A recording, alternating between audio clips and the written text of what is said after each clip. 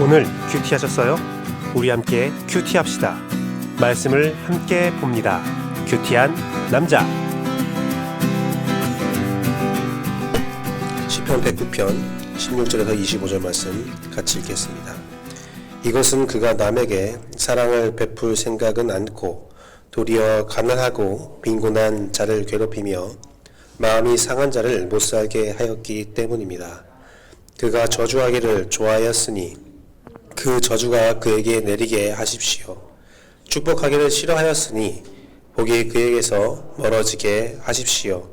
저주하기를 옷 입듯 하였으니 그 저주가 불처럼 그의 뱃속까지 스며들고 기름처럼 그 뱃속까지 베어들게 하십시오.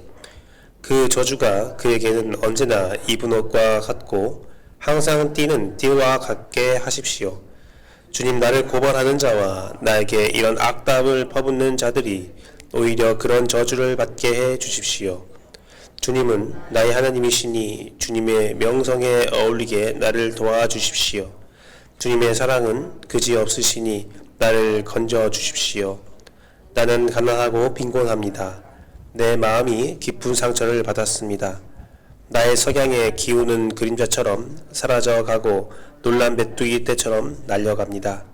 금식으로 나의 두 무릎은 약해지고 내 몸에서는 기름기가 다 빠져서 수척해졌습니다.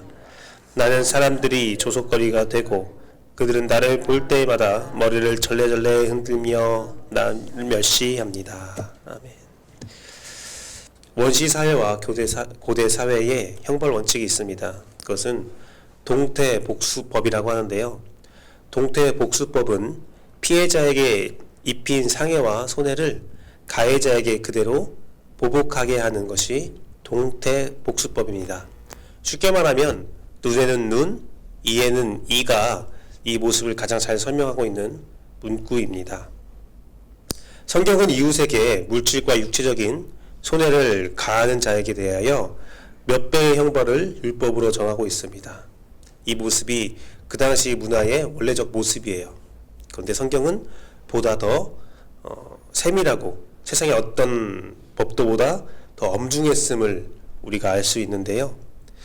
그 법도는 때로는 매우 자비하기도 했습니다. 고난받고 억압받던 노예와 과부들, 아이들에게 매우 관대하였고 배려적인 모습을 볼 수 있는데요. 이것은 당시 배경을 보면 충격적이고 매우 놀라운 일입니다.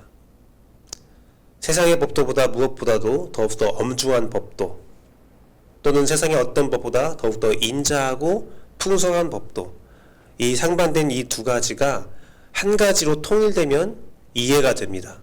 뭐냐면요, 하나님은 사람을 귀하게 대했습니다. 귀하게 대했어요. 편견 없이 누구나 매우 귀하게 되었습니다. 그래서 하나님이 싫어하는 건 뭐였냐면 사람을 힘들게 하는 자였어요. 사람을 힘들게 하면 하나님은 그 분노를 참지 않으셨습니다. 하나님께서는 사람과 사람이 정말 서로 소통하고 연합하고 배려하기를 원했습니다. 지위와 명성과 부와 다른 조건들로 사람을 보는 것이 아니라 사람은 사람 대 사람으로 만나길 원했고 사람과 사람으로 관계하기를 원한 것이 바로 하나님이십니다. 내가 만든, 내가 창조한 내 소유인 나의 형상으로 지은 사람을 괴롭히는 것은 하나님은 절대로 참지 않으시는 거죠. 이 관점에서 오늘 본문 저주의 시편으로 알려져 있는 시편의 모습을 보면 우리가 좀 더 말씀이 이해가 되는 거죠. 오늘 저자가 하는 저주는 그냥 생떼가 아니에요. 마치 하나님의 법도에 맞는 요구를 하고 있는 거죠. 저주받는 자는 자신이 타인에게 행한 대로 하나님께서 갚으시기를 원하고 억울한 자신은 지켜주기를 간구하고 있습니다. 마치 법정에 나와서 판결을 받듯이 기도를 하고 있는데요. 판사 대신 하나님 앞에서 검사처럼 다른 이의 죄를 고발하기도 하고 변호인처럼 자신을 보호하며 선처를 구하는 것이 바로 시편 109편의 모습입니다. 그냥 생떼를 부리면서 하나님이 이렇게 해줘야 되지 않습니까? 라가 아니라 하나님의 분명한 법도 안에서 마땅한 공의와 정의와 사랑을 베풀기를 원하는 모습입니다. 저는 어제 여러분에게 저주는 할 수 있다, 저주의 기도를 할 수 있다라고 말하였습니다. 단 오직 하나님 앞에서만 해야 한다라고 말씀을 드렸죠. 어제 말씀에 이어서 두 가지 말씀을 드리기 원하는데요. 첫 번째는 기도의 자세입니다. 기도하실 때 생떼를 부리는 것이 아니라 하나님의 말씀과 언약에 의지하여서 기도하십시오. 어떻게 하냐면요, 이런 거예요. 말씀에 하나님께서 우리를 보호한다라고 기록되어 있잖아요. 그 말씀을 빗대어서 하나님께 기도하는 겁니다. 그냥 단순히 하나님 저를 보호해 주세요 라는 기도보다 하나님 말씀에 하나님이 믿는 자를 보호한다 하셨으니 나를 보호하여 주옵소서. 하나님 말씀에 기도하는 자에게, 부르짖는 자에게 응답하신다 말씀하셨으니 저에게 제 기도에 응답하여 주옵소서. 하나님 말씀에 믿는 자의 모든 삶에 형통함을 주신다 하셨으니 오늘 나를 형통하게 하여 주옵소서. 하나님이 하신 말씀을 빗대어서 여러분이 기도한다면 하나님은 그 말씀에, 그 기도에 응답하실 분이십니다. 아니, 응답할 수밖에 없는 거예요. 그래서 우리의 기도는 말씀에 의지하여 여러분을 변호하고 여러분의 바람을 하나님께 말할 수 있어야 한다는 겁니다. 두 번째는 사람에게 대하는 태도로 나를 판단하고 행동하시는 하나님을 기억하며 살아가기를 원합니다. 우리가 말씀에 빗대어서 기도할 수 있는데 말씀에 빗대어서 우리가 심판받을 수도 있음을 기억해야 한다는 것입니다. 우리가 말씀을 빗대어 기도할 때는 말씀에 있는 그 행동들을 우리가 살아가야 하나님께서 그대로 응답하시는 거예요.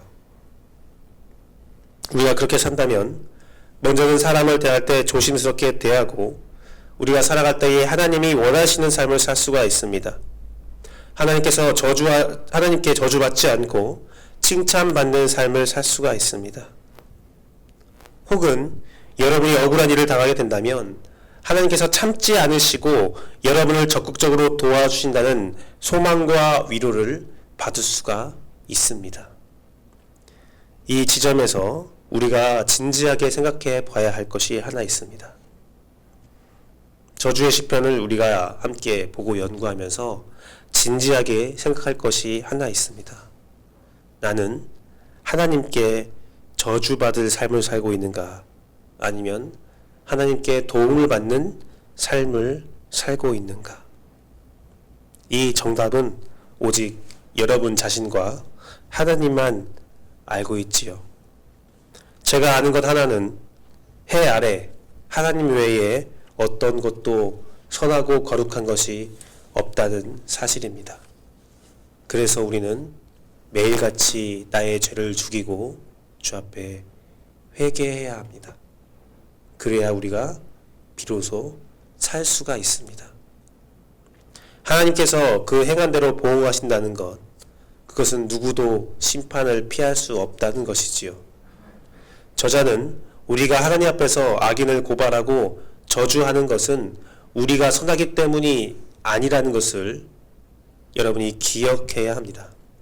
하나님의 인자하심과 의로우심을 간구하며 하나님의 인자와 의로우심이 없다면 우리가 살 수 없음을 고백하는 여러분 되기를 간절히 바랍니다.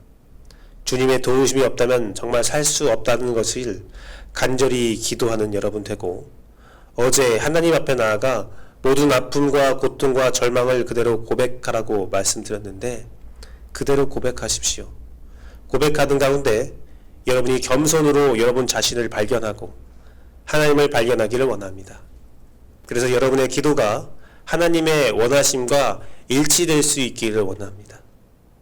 오늘 여러분이 주님 앞에 기도할 때에 하나님이 주시는 말씀을 받고 그 뜻을 알고 그 힘을 얻는 여러분 되기를 간절히 바라고 또 바랍니다.